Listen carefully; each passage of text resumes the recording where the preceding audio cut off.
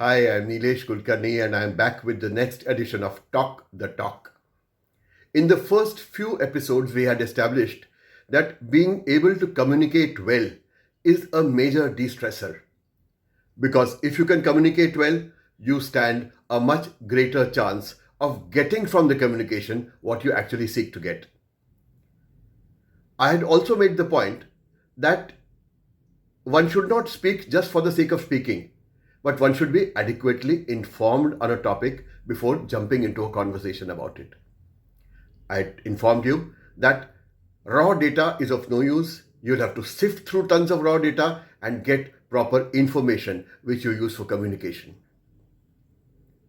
The point I'm going to make today is that again, merely having information is not adequate.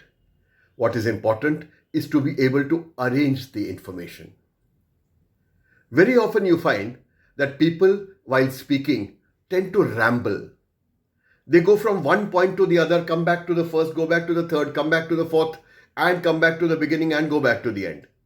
And this confuses and bores the listener no mean end. What is important is that in any conversation or any presentation or any bit of public speaking that you are doing, you should be able to order the information that you have available. Classically, you should have a beginning, you should have 3 or 4 points to make, and you should have a conclusion. We'll take up each one of these in due course of time. But what is important is to understand that all information has to be properly ordered. Particularly the points that you are trying to make must be in sequence. They must move from the easiest to the most complicated. Each point that you are making must be completed before you move on to the next point, so that you don't feel the need to come back to the first again in the middle of the second and confuse the train of thought. Everybody likes a linear, ordered narrative.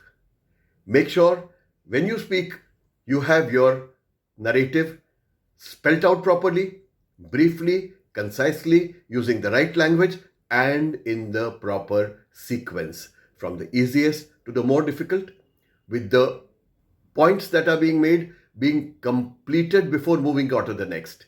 And then, of course, you should have a punchline and you should have a good opening.